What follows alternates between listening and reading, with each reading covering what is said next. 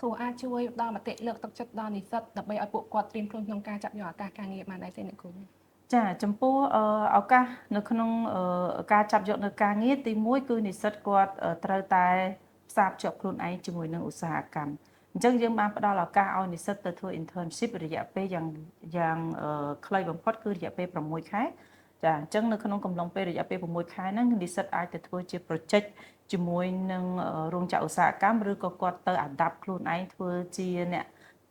គេហៅថាជា employee នៅក្នុងឧស្សាហកម្មនឹងតែម្ដងដើម្បីឲ្យគាត់អាចបង្ហាញនៅស្នាដៃរបស់គាត់និងសមត្ថភាពរបស់គាត់ទៅដល់ម្ចាស់រោងចក្រនិងឧស្សាហកម្ម